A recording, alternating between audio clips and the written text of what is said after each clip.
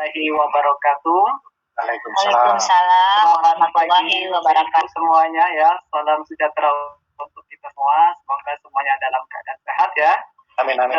Amin. Baik Bapak Ibu, pertama-tama tentunya marilah kita bersyukur ya atas segala nikmat yang telah diberikan oleh Allah Subhanahu wa taala, Tuhan yang Maha Esa, sehingga pada hari ini ya, Sabtu ya, bertepatan dengan weekend, kita masih diberikan kesempatan dan kesehatan untuk sama-sama kembali bergabung ya di ruang virtual Zoom ini untuk melakukan acara ini ya.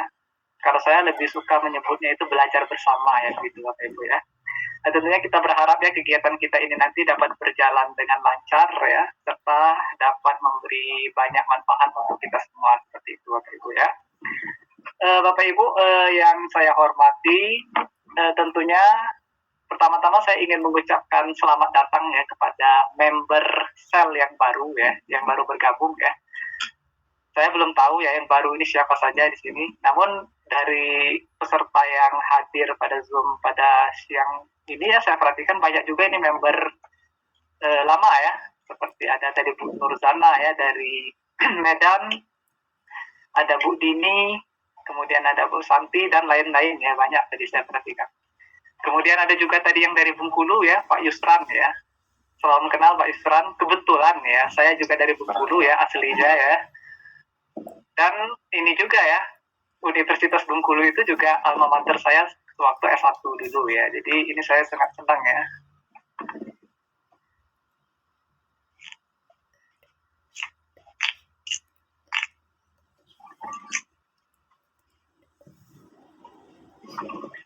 Bapak Ibu sudah bisa melihat slide saya?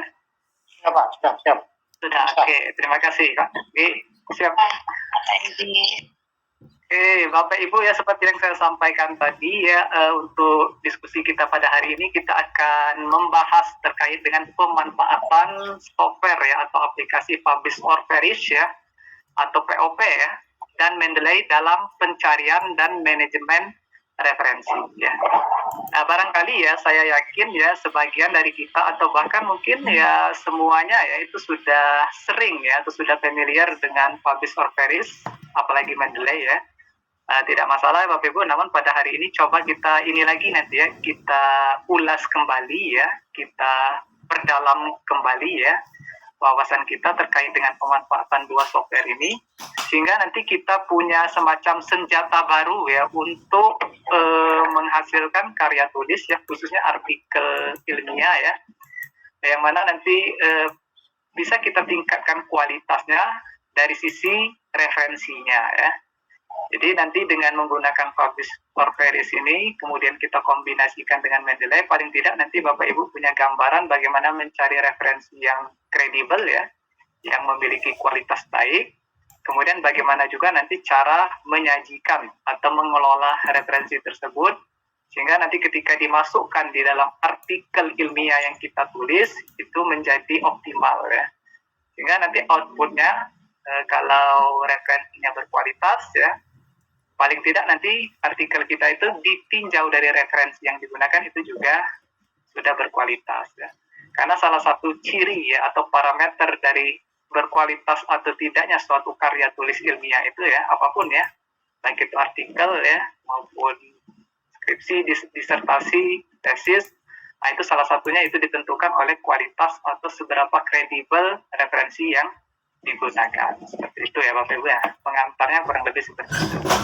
Nah, mari kita lihat satu persatu ya. Nah, sebelum saya membahas ya terkait dengan software POP dan Mendeley-nya ya, sejenak kita lihat dulu Bapak Ibu ya peran strategis referensinya. Nah, jadi Bapak Ibu ya, ketika kita menulis suatu karya tulis ilmiah ya, katakanlah artikel jurnal ya. Nah, ketika menulis artikel jurnal ilmiah ya, itu salah satu parameter ya yang dapat kita gunakan untuk melihat atau menilai apakah karya tulis tersebut berkualitas atau tidak, kredibel atau tidak, itu bisa dilihat dari seberapa kredibel referensi yang digunakan untuk menulis karya tulis tersebut ya. Salah satunya ya, ya memang selain kredibilitas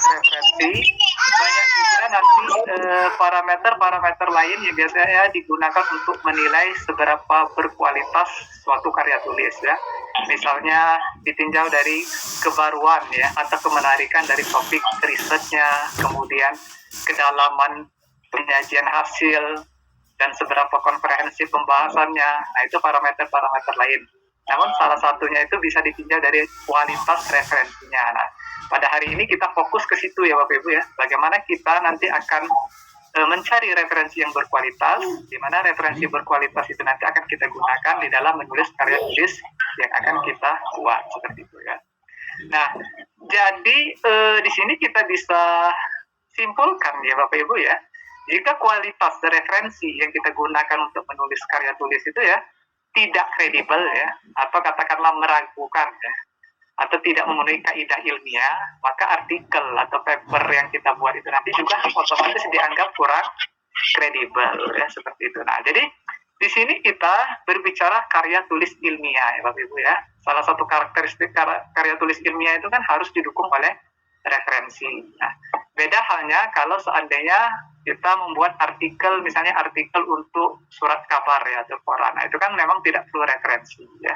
Tapi kalau dalam artikel ilmiah ya, referensi itu kan wajib. Nah, sehingga ketika kita menggunakan referensi yang kredibel atau yang berkualitas, otomatis itu ya salah satu menjadi ciri ya bahwa artikel atau karya tulis yang kita buat itu memiliki kualitas yang cukup baik ya, ditinjau dari referensi yang digunakan.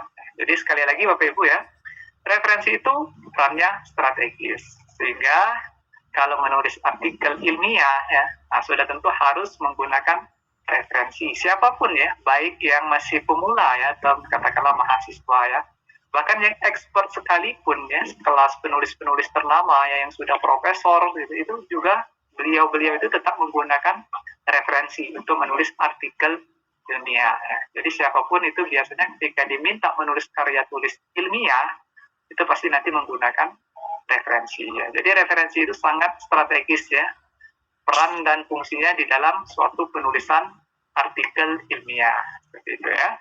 Nah, kemudian ya, kaitannya dengan referensi yang kita gunakan, ada ungkapan yang mengatakan seperti ini Bapak Ibu ya. You are what you read ya. Kamu adalah apa yang kamu baca ya. Jadi di sini artinya nanti apa yang kita tulis itu sebenarnya nanti itu akan menggambarkan sebenarnya apa yang sudah kita baca ya. Jadi kualitas tulisan kita itu sebenarnya menggambarkan seberapa banyak bahan bacaan kita ya Bapak Ibu ya. Nah, ini dikemukakan oleh ungkapan ini. Nah, kalau kita kaitkan dengan referensi tadi, jadi di sini bisa kita simpulkan bahwa kredibilitas referensi yang digunakan itu sebenarnya akan tergantung dari apa yang kita baca ya Bapak Ibu ya.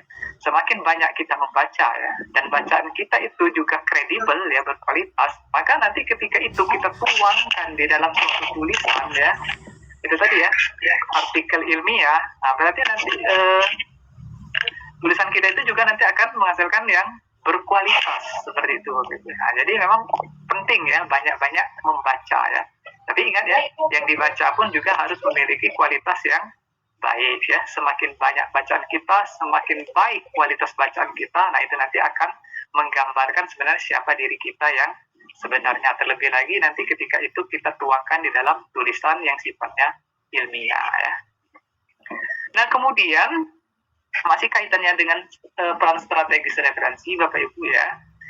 Dalam penulisan artikel ilmiah ya, atau karya tulis ilmiah, nah ini biasanya referensi itu digunakan sebagai pembenaran ya.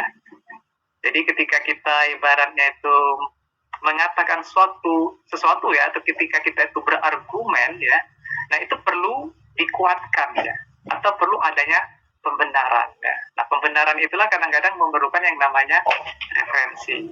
Nah, jadi alasan utama mengapa kita perlu menggunakan referensi itu kaitannya dengan ini ya, siapa sebenarnya diri kita ini ya. Jadi kita ini kalau dalam konteks menulis artikel ilmiah diasumsikan kita itu bukan siapa-siapa ya Bapak Ibu ya. Apalagi kalau seandainya kita itu kedudukannya masih sebatas mahasiswa ya. Atau misalnya peneliti, tetapi kita merasa kita ini masih peneliti yang levelnya pemula ya gitu ya. Nah, itu kita tentunya sangat memerlukan referensi untuk memperkuat atau mencari pembenaran dari argumen kita ya. Bahkan beberapa peneliti itu mengatakan ya, khususnya untuk mahasiswa itu sebenarnya dikatakan mereka itu tidak punya suara ya. Artinya argumen yang disampaikan itu sangat lemah ya. Nah, untuk memperkuat ya argumen tersebut makanya kita perlu pembenaran ya, atau perlu penguatan dari yang namanya referensi seperti itu ya. Jadi itu tadi, dalam konteks menulis karya tulis, posisikan diri kita itu bukan siapa-siapa ya. Sehingga apapun argumen ataupun statement yang akan kita sampaikan itu nanti perlu pembenaran atau penguatan dari yang namanya referensi ya. Nah, kemudian yang kedua, alasan yang kedua Bapak Ibu yang mengapa kita harus menggunakan referensi, karena apa yang dilakukan sekarang oleh kita atau apa yang kita teliti saat ini, ini tidak bisa dilepaskan ya dari apa yang telah dilakukan oleh para peneliti-peneliti sebelum kita ya, seperti itu. Jadi memang apa ya, itulah kadang-kadang ya, bukan kadang-kadang ya, di dalam ketika kita melakukan suatu penelitian, itu biasanya wajib ya kita mengkaji terlebih dahulu penelitian-penelitian yang relevan. Ya, itu tadi untuk menunjukkan bahwa apa yang kita kerjakan saat ini sebenarnya ada kaitannya dengan apa yang telah dikerjakan oleh peneliti-peneliti sebelum kita. Itu ya Bapak Ibu ya. Nah, kemudian, ini juga penting Bapak Ibu ya, kaitannya dengan peran strategis referensi ya ketika kita menulis artikel ilmiah ya. Kesalahan dalam mengutip, ini berakibat fatal Bapak Ibu ya, dapat dianggap plagiat ya. Nah, maksudnya seperti ini Bapak Ibu ya, ketika kita mengklaim ya suatu argumen atau statement orang lain, tetapi kita lupa ya, atau bahkan tidak mencantumkan referensinya, ini statement siapa, ini argumen siapa, nah berarti otomatis kita itu dianggap plagiat ya betul. Nah, plagiat ini tentunya harus dihindari ya ketika kita menulis karya tulis ilmiah ya. Nah, kaitannya supaya kita terhindar dari yang namanya plagiat, Bapak Ibu, kita pertama harus tahu ya cara mengutip yang baik dan benar ya. Nah, ini perlu kita pahami ya, bagaimana sih aturan mainnya ketika kita ingin mengutip suatu pendapat oleh peneliti atau ahli lain, seperti itu ya. Nah, kemudian mengutip persis seperti aslinya ya dapat dianggap sebagai ketidakmampuan melakukan pengutipan atau tidak mampu melakukan parafrase ya. Nah, ini juga hati-hati Bapak Ibu. Kadang-kadang kita itu kan sangat senang menggunakan yang namanya kutipan langsung ya. Nah, padahal ya kutipan langsung itu kan itu sebenarnya kurang direkomendasikan ya. Boleh menggunakan kutipan langsung untuk hal-hal yang memang ibaratnya itu kan argumennya itu unik ya, argumennya itu spesial ya. Tapi kalau argumen-argumen yang sifatnya itu umum ya, itu sebaiknya dihindari yang namanya kutipan langsung ya. Sebaiknya kita melakukan parafrase ya, atau menyajikan suatu argumen itu, menyajikan ulang suatu argumen itu menggunakan bahasa kita sendiri ya. Nah, terlebih lagi ya di zaman sekarang ini kan banyak software ya atau aplikasi yang digunakan untuk mengecek plagiasi ya. Nah, itu kalau kita tidak melakukan parafrase bisa jadi nanti terdeteksi ya similarity index dari tulisan kita itu sangat tinggi. Perlu semacam keahlian juga ya Bapak Ibu ya, bagaimana kita mengutip ya, khususnya dalam melakukan parafrase ya, sehingga nanti apa yang kita tulis itu tidak diindikasikan plagiat ya, seperti itu.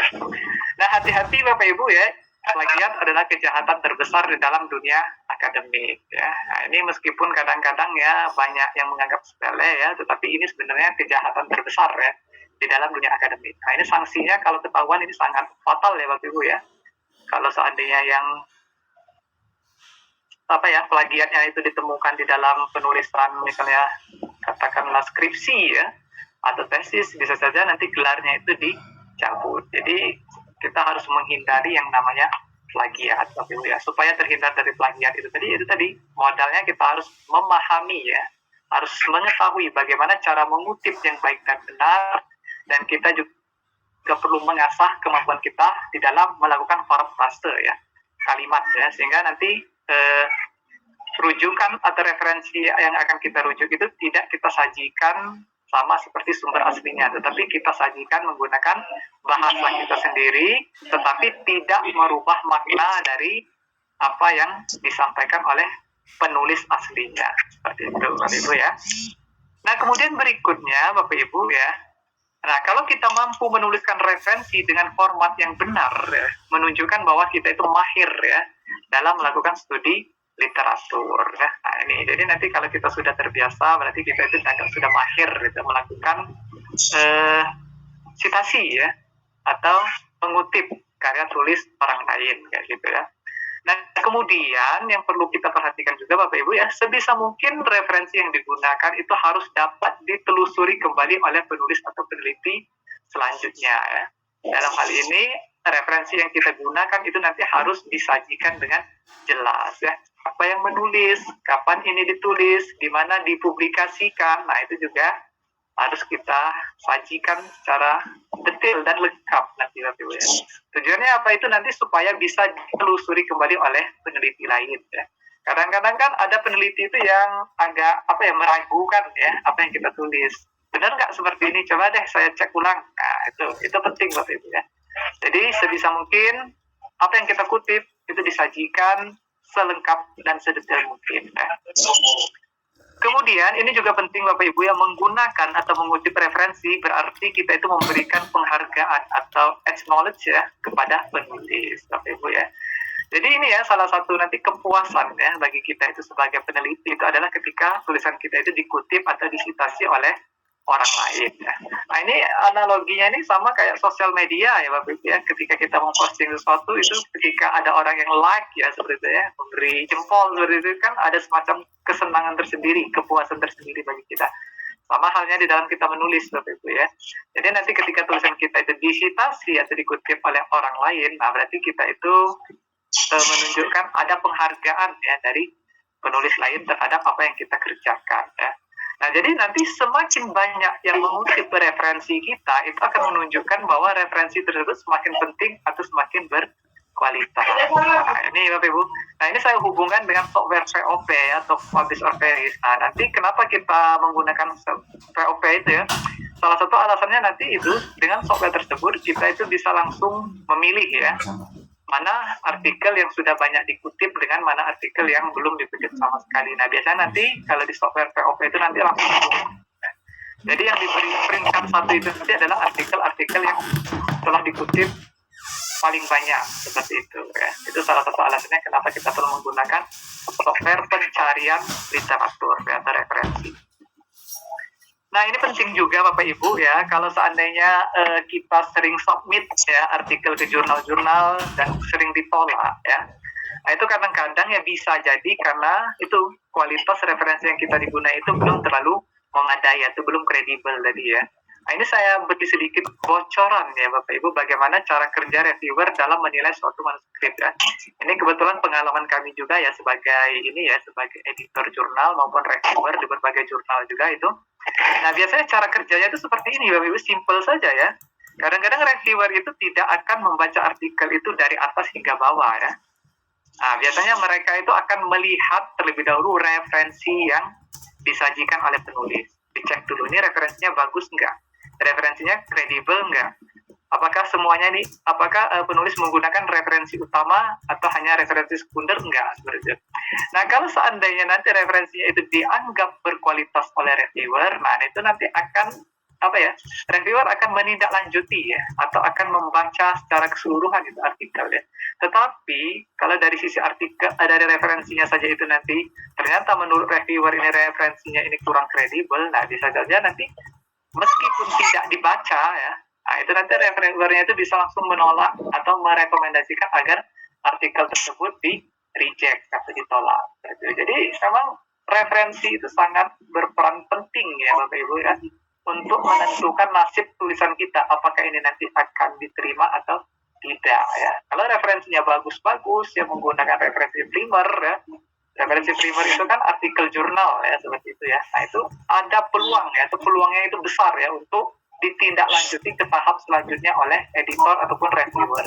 Tetapi kalau referensinya itu kurang berkualitas, jumlahnya sangat sedikit, misalnya itu pun juga semuanya itu berupa buku, wah itu bisa saja nanti kita itu ditolak oleh reviewer atau editor itu hanya karena kualitas referensi kita itu yang belum memenuhi, seperti itu ya. Kemudian ada beberapa kasta ya dari referensi yang akan kita gunakan di dalam menulis karya tulis ilmiah ya. Kasta tertinggi, nah ini sering disebut dengan referensi primer ya Bapak Ibu ya, referensi utama ketika kita akan menulis karya tulis ilmiah itu biasanya dikenal dengan istilah peer review jurnal ya, atau jurnal ilmiah ya.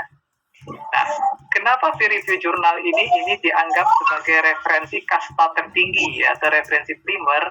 Alasannya pertama ya, biasanya ya topik yang diangkat ya di dalam tulisan yang dimuat di dalam peer review jurnal itu biasanya topik yang hot ya, atau topik yang in ya. So, mohon maaf ini yang suaranya bocor, di mute dulu ya. Oke. Saya lanjutkan Bapak Ibu ya. Jadi biasanya ya tulisan-tulisan yang dimuat di peer review jurnal itu merupakan topiknya itu baru ya Bapak Ibu ya, ada kebaruannya ya. Jadi pada saat itu saat diterbitkan bahwa tulisan tersebut itu topiknya itu lagi hot atau lagi in seperti itu. Nah, sehingga dia itu dianggap sebagai referensi yang bisa memberikan banyak ini ya, banyak wacana ini baru ya untuk peneliti-peneliti lain seperti itu ya. Nah kemudian alasan yang kedua kenapa peer review jurnal itu merupakan referensi utama, karena biasanya ya di dalam peer review jurnal itu artikel-artikel yang disubmit oleh penulis itu akan direview oleh orang-orang atau pakar di bidangnya ya, seperti itu ya. Kemudian alasan yang ketiga, karena proses reviewnya ketat ya, kalau jurnal-jurnal yang bagus itu ya, itu reviewnya ketat ya, sehingga nanti memerlukan waktu yang relatif lama ya untuk bisa diterbitkan ya. Karena itu tadi bisa saja nanti di review tahap 1 dikembalikan ke penulis, kita perbaiki, kemudian kita submit kembali ya, kemudian di review lagi. Nah itu bisa berlanjut hingga beberapa tahap, sehingga nanti kadang-kadang ya itu perlu waktu yang relatif lama ya sampai tulisan kita itu diterbitkan di peer review jurnal ya. Itulah beberapa alasan mengapa ya peer review jurnal itu dianggap sebagai referensi utama ya, atau referensi kasta tertinggi ketika kita ingin menulis karya tulis ilmiah, itu Bapak Ibu ya. Kemudian yang kasta kedua ya, nah ini termasuk referensi sekunder ya kalau istilah lainnya itu Bapak Ibu, adalah buku ya. Jadi buku itu bukan referensi primer ya, buku itu referensi sekunder, masuk di kasta kedua ya. Nah, kenapa dia tidak masuk ke dalam referensi kasta pertama? Alasannya ini Bapak Ibu ya, karena buku itu ya biasanya itu topik yang diangkat atau yang akan disajikan oleh penulis di dalam buku itu tidak topik yang hot lagi ya, atau bukan topik yang sedang in ya gitu ya. Dan biasanya yang disajikan itu hanya merupakan dokumentasi sesuatu yang telah mapan. Nah, artinya tidak ada kebaruan di situ Bapak Ibu ya. Jadi bisa saja nanti kita menulis buku itu sebenarnya hanya meringkas ya, atau mengumpulkan informasi-informasi dari tulisan-tulisan yang telah ada sebelumnya ya, atau kita dokumentasikan ulang dalam bentuk tulisan ya, apa-apa yang sudah mapan ya. Misalnya hasil penelitian-penelitian yang telah mapan itu kita rangkum, kemudian kita kelola, kita sajikan dalam bahasa kita sendiri seperti itu. Nah itu biasanya nanti diterbitkan dalam bentuk buku ya. Nah itulah kenapa buku itu tidak bisa dianggap sebagai referensi primer ketika kita menulis artikel ilmiah ya, seperti itu. Kemudian yang ketiga, yang kasta ketiga, referensi itu biasanya artikel proceeding ya, atau proceeding of conference ya. Nah ini kenapa tidak bisa dianggap sebagai referensi primer ya, dan dia berada pada kasta ketiga. Nah ini biasanya karena lazimnya ya, proses reviewnya itu tidak terlalu ketat ya. Jadi kita semua sudah paham ya Bapak Ibu ya, kalau conference itu kan biasanya kan waktu pelaksanaannya itu kan memang relatif singkat ya, dan paper yang harus direview itu kan jumlahnya sangat banyak ya, sehingga kadang-kadang ya dengan waktu yang singkat, sedangkan yang direview itu jumlahnya sangat banyak, itu kadang-kadang ya reviewnya yaitu tidak terlalu ketat ya. Jadi ini saja ya ibaratnya itu kan, bahkan ya banyak juga kadang-kadang ya di konfront tertentu ya reviewnya itu hanya sebagai formalitas ya, seperti itu. Hanya mencermati aspek tata tulis, template dan segala macam kayak gitu. Sedangkan aspek substansinya itu kadang-kadang abaikan ya Bapak Ibu ya, karena itu tadi ya terbatasnya waktu untuk melakukan review ya. Dan bahkan ya Bapak Ibu ya, bisa jadi nanti ketika mereview paper-paper atau artikel di suatu conference itu ya, bisa saja nanti yang mereview itu bukan pakar di bidangnya ya. Nah inilah yang membedakan antara artikel proceeding dengan artikel jurnal ya. Kalau di peer review jurnal tadi pasti ya, sudah pasti nanti yang mereview itu adalah pakar ya di bidang bidang yang kita kaji seperti itu Bapak Ibu ya. Itulah alasan mengapa ya proceeding of conference itu tidak bisa dijadikan sebagai referensi utama. Tetapi ini tetap boleh kita gunakan ya Bapak Ibu sebagai referensi ketika ingin menulis karya tulis ilmiah. Kemudian lain-lain ya, ada referensi dalam bentuk lain-lain ya. Ini masuk kasta keempat ya Bapak Ibu. Ya, bisa juga misalnya ini ya, kampanye brosur ya atau white paper ya. Nah ini juga memiliki kelemahan Bapak Ibu ya, meskipun kadang-kadang ya temuannya itu bagus ya dan itu bisa digeneralisasi, hanya saja ini berpotensi konflik of interest ya. Karena biasanya kan kampanye brosur itu kan karena perusahaan itu membuat suatu produk ya, itu disinyalir ya ada kepentingan tertentu ya, mereka melakukan riset, sehingga itu kadang-kadang ya dianggap berpotensi menyebabkan konflik of interest ya seperti itu. Kemudian dokumen online ya, nah ini juga bisa ya dianggap digunakan sebagai referensi. Hanya saja ya ini sering dianggap sebagai ketidakmampuan penulis dalam melakukan studi literatur ya. Jadi memang kalau bisa hindari ya menggunakan dokumen online sebagai referensi kita. Tapi kalau memang terpaksa ya nggak apa-apa ya seperti itu ya. Kemudian personal communication ya, misalnya wawancara, podcast dan segala macam ya, itu juga bisa kita gunakan sebagai referensi. Tetapi itu tadi Bapak Ibu ya, ini kalau bisa dihindari ya. Itu ya sebagai ini saja, kalaupun terpaksa ya bisa dianggap sebagai referensi pelengkap ya. Yang kita gunakan ketika kita ingin menulis artikel ilmiah. Itu Bapak Ibu ya. Kemudian, nah baru di sini lalu apa yang bisa kita ambil hikmah ya dari apa yang sudah saya sampaikan tadi ya. Jadi dari penjelasan saya sebelumnya itu Bapak Ibu, saya ingin menyimpulkan dua hal saja sebenarnya Bapak Ibu ya. Bahwa kita itu sebenarnya perlu ya banyak-banyak membaca referensi. Referensi yang dibaca pun juga harus referensi yang berkualitas. Nah, utamanya referensi yang bersumber dari peer review jurnal yang berreputasi. Jadi memang peer review jurnal itu kan banyak ya, tetapi tidak semua peer review jurnal itu dia memiliki reputasi yang bagus ya. Nah, jadi kita harus terbiasa ya mencari referensi-referensi dari peer review jurnal yang berreputasi, misalnya terindeks Scopus ya, kemudian terindeks Web of Science ya, WOS misalnya seperti itu ya. Itu kita harus mulai sekarang harus membiasakan diri ya, dengan referensi-referensi yang seperti itu ya. Sehingga harapannya kita akan memiliki wawasan yang bersumber dari referensi yang berkualitas. Sehingga nanti ketika kita menulis, wawasan tersebut itu akan kita pakai ya sebagai modal kita di dalam menulis artikel ilmiah seperti itu. Nah memang di sini pasti ada kendala nanti.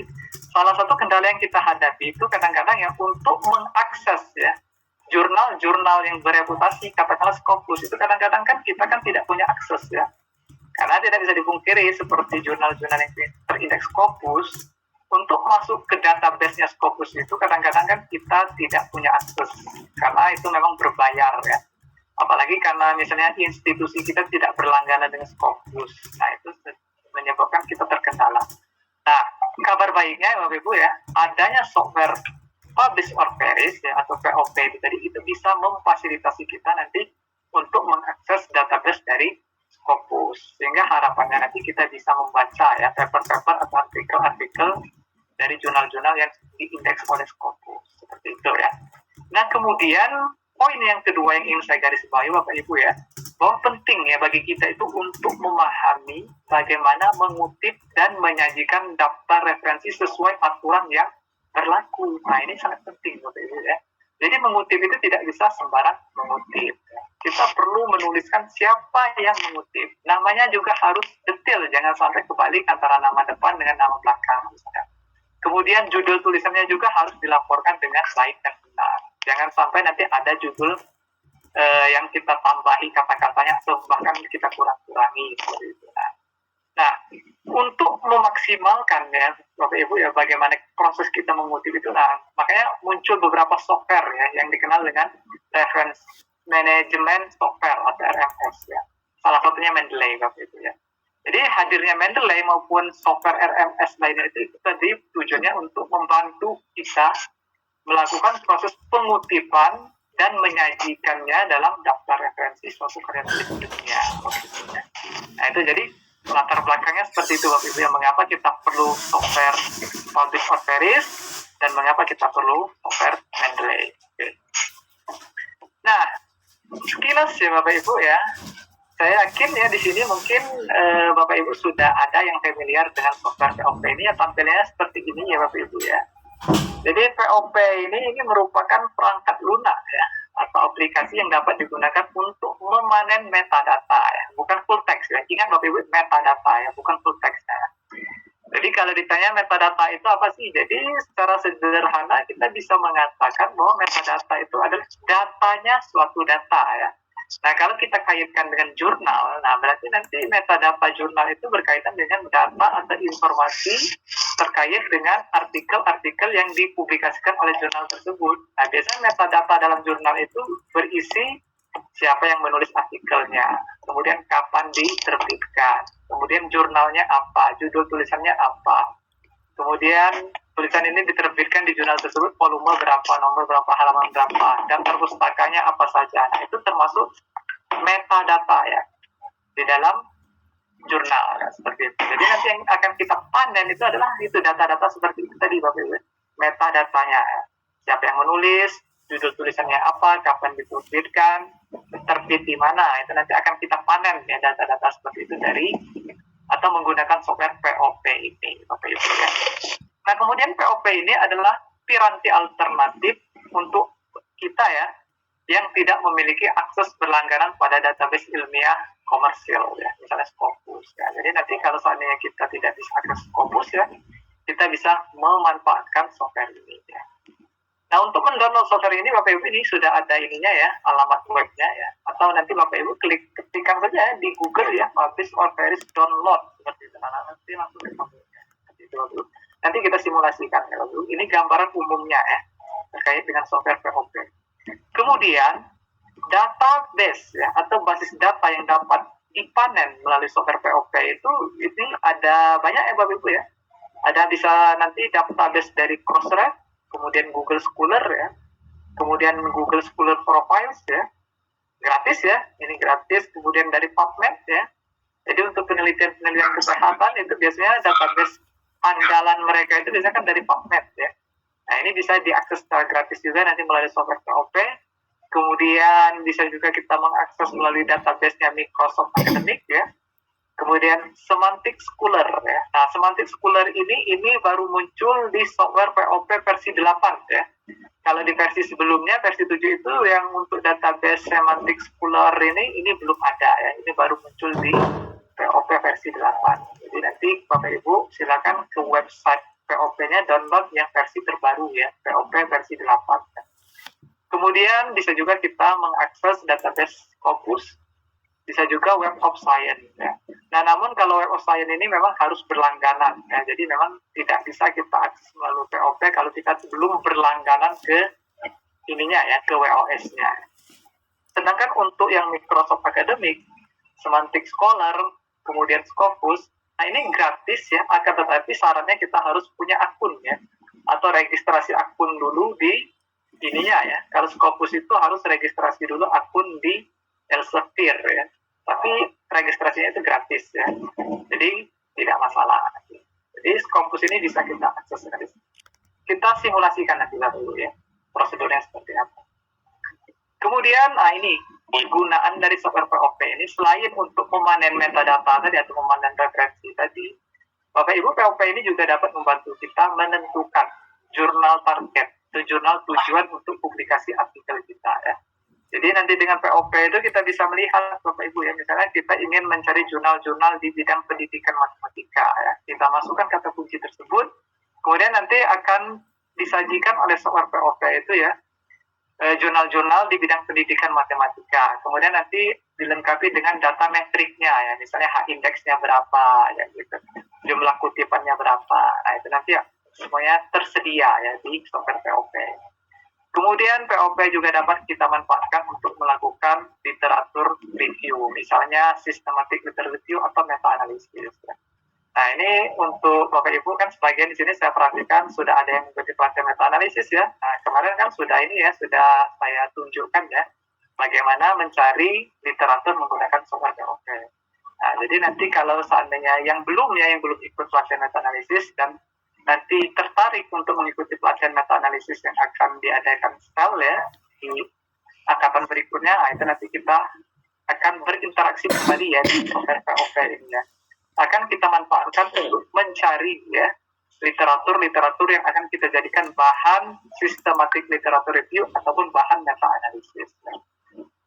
Kemudian POP bisa juga kita gunakan untuk melihat kinerja ya atau performa suatu peneliti, seorang peneliti melalui karya tulis yang ditulisnya. Ya. Jadi nanti bisa kita itu ya mencari tahu ya, misalnya saya ya, berapa tulisan saya yang sudah masuk Scopus, kemudian berapa yang mensitasi. Nah, itu nanti bisa kita telusuri menggunakan software POP.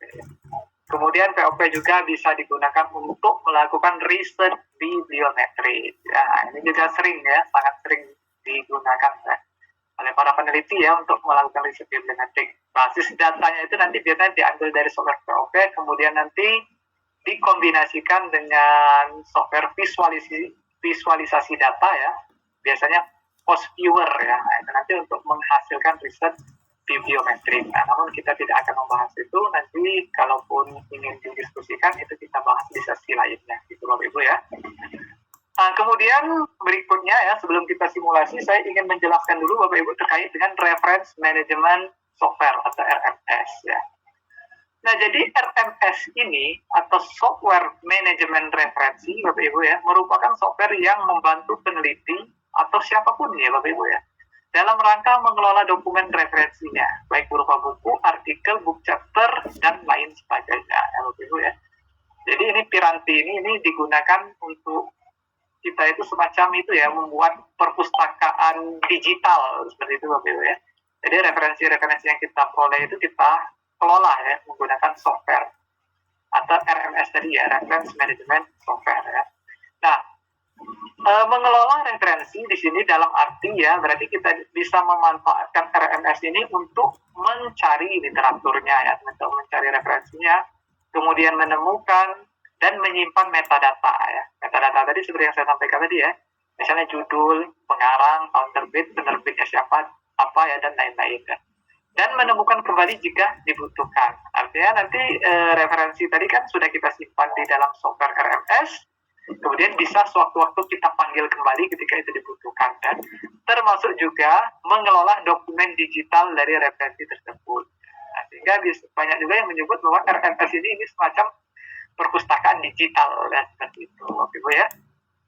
Kemudian RMS juga membantu dalam berkomunikasi dengan penulis atau peneliti lainnya. Nah, jadi beberapa software RMS itu Bapak Ibu ya, itu memuat fitur ini ya, kolaborasi ya dengan peneliti-peneliti lainnya. Nah, itu juga bisa dimanfaatkan ya. Kemudian fungsi teknis lain dan yang paling banyak biasanya dimanfaatkan dari RMS itu ini Bapak Ibu ya, untuk membantu dalam menyusun kutipan dan daftar pustaka dalam berbagai gaya ya, atau dalam berbagai style. Nah, itu salah satu keunggulan kenapa kita harus menggunakan RMS ya. Jadi nanti kita akan atau semacam ada otomatisasi ya, atau bagaimana menyajikan kutipan, kemudian bagaimana menuliskan daftar pustakanya atau daftar referensinya menggunakan berbagai style ya. Tergantung nanti ya, apakah stylenya itu APA ya. Kalau social science kan biasanya kan banyak menggunakan gaya selingkum APA ya, atau menggunakan stylenya Harvard, atau menggunakan gayanya MLA ya, dan lain sebagainya. Nah, itu nanti biasanya langsung bisa diotomatisasi menggunakan RMS ya. Kalau manual itu kadang-kadang kita menjadi kerepotan. Dan kelemahan kalau kita tidak menggunakan RMS itu bisa saja nanti ada referensi yang terlewat. Di dalam teksnya misalnya kita mencantumkan referensi X, bisa jadi nanti di daftar referensinya itu tidak tercantum. Ataupun sebaliknya ya, di dalam daftar referensinya itu kita menyajikan suatu referensi atau literatur, sedangkan di dalam teksnya itu malah tidak ada. Ya. Nah, itu rawan terjadi ketika kita lakukan secara manual. Tapi dengan menggunakan RMS, hal-hal semacam itu bisa kita hindari. Gitu Bapak Ibu ya. Kemudian, beberapa RMS yang populer ya digunakan itu, ini ada 4 ya Bapak Ibu yang paling populer. Ada EndNote, ada Zotero, kemudian ada Mendeley, kemudian ada RevWalk ya. Nah, pada kesempatan ini kita akan menggunakan yang Mendeley. Bapak Ibu, saya tidak akan membandingkan ya. Mana sih yang lebih baik? EndNote, Zotero, Mendeley, RevWalk. Saya tidak mau membandingkan ya. Menurut saya semuanya baik Bapak Ibu ya. Tergantung nanti apa yang kita kuasai ya. Jadi kalau seandainya ya saya ya, jujur saja saya terbiasa menggunakan Mendeley. Yang menurut saya Mendeley ini bagus ya. Saya tidak bisa mengatakan bahwa Mendeley ini lebih baik daripada Zotero. Karena saya tidak terbiasa menggunakan Zotero. Bisa jadi nanti ya, yang terbiasa menggunakan Zotero, nah itu mengatakan bahwa Zotero lebih baik daripada Mendeley. Jadi tergantung kebiasaan masing-masing. Hanya saja ya, alasan yang paling utama ya kenapa saya menggunakan Mendeley, karena Mendeley ini gratis. Ya. Seperti itu. Ya. Itu saja alasannya menurut saya. Sedangkan kalau EndNote ini jelas ya, ini berbayar. Ya. Tetapi memang karena dia berbayar, fiturnya pasti lebih lengkap ya, dibandingkan dengan RMS yang gratis. Seperti itu Bapak Ibu ya. Nah ini sekilas tentang Mendeley, ya saya yakin dan percaya Bapak Ibu sudah familiar ya. Jadi di sini kita bisa menginput ya referensi-referensi yang sudah kita panen metadatanya nanti melalui POP tadi ya. Kita input ke sini, kemudian nanti kita kelola ya. Seperti itu ya. Nah kemudian ini Bapak Ibu ya, beberapa hal yang perlu kita perhatikan nanti ketika kita ingin menginstalasi Mendeley ya. Pastikan pertama Bapak Ibu registrasi akun ya. Akun ini biasanya diregistrasi di Elsevier ya. Gratis ya registrasinya, modalnya cuma email ya nanti. Jadi siapkan saja emailnya bebas Bapak Ibu ya, tidak harus email institusi, bisa email biasa ya, Gmail atau Yahoo bisa digunakan. Kemudian nanti kita diminta menyiapkan password ya untuk kita login ke akun Elsevier kita. Kemudian nanti kita lengkapi data-data kita ya. Kemudian setelah registrasi kita akan menginstalasi Mendeley Desktop ya. Nah yang nomor 1 diinstal itu nanti Mendeley Desktop ya. Nah supaya nanti ini optimal ya, artinya Mendeley ini bisa kita gunakan di Word ya. Otomatis kita juga harus menginstal Microsoft Word plugin-nya ya, seperti itu Bapak Ibu ya. Nah yang 3 ini wajib kita lakukan ketika kita ingin memanfaatkan dan mengoptimalkan Mendeley di dalam penulisan artikel ilmiah. Sedangkan yang ini ya untuk instalasi web importer, kemudian instalasi Mendeley Reference Manager Web ya. Nah ini tidak wajib ya. Kalau mau menggunakan ini nanti monggo silahkan ya. Mau menginstal ini juga, tetapi kalaupun tidak juga tidak masalah. Tetapi 3 hal ini ya, registrasi akun, kemudian Mendeley Desktop-nya dan Word plugin-nya ini wajib ya diinstal nanti seperti itu Bapak Ibu ya. Oke, nah sekarang kita akan melakukan simulasi. Nanti saya akan mulai dari POP-nya Bapak Ibu ya. Simulasi menggunakan POP. Nah jadi intinya sebenarnya yang akan kita kerjakan itu nanti Bapak Ibu ya, kita mencari referensinya itu menggunakan software POP ya. Nah jadi tampilannya itu kurang lebih seperti ini Bapak Ibu ya. Ini misalnya saya mencari referensi dengan kata kunci COVID ya, kemudian di bidang pendidikan matematika. Nah hasil pencariannya ini Bapak Ibu ya di kotak ini. Nah kemudian supaya referensi ini nanti bisa saya kelola ya, ini akan saya ekspor ke Mendeley. Nah dengan Mendeley nanti saya akan mengelola ya. Misalnya nanti database-nya ini sudah lengkap atau belum, ya. Kemudian abstraknya sudah ada atau belum. Kemudian nanti ketika saya ingin menelusuri full text-nya, itu nanti saya gunakan Mendeley. Kalau di sini di POP-nya ini tidak bisa ya, kita tidak bisa melakukan pengelolaan.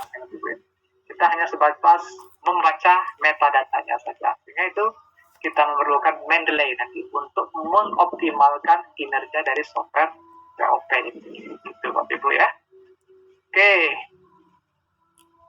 Nah ini nanti saja Bapak Ibu ya saya jelaskan nanti ya seputar APA edisi 7 ya. Oke sampai di sini barangkali Bapak Ibu ada pertanyaan, monggo dipersilakan ya. Sebelum saya lanjutkan, silakan kalau ada pertanyaan Bapak Ibu ya. Ya Bu Heriani silakan Bu.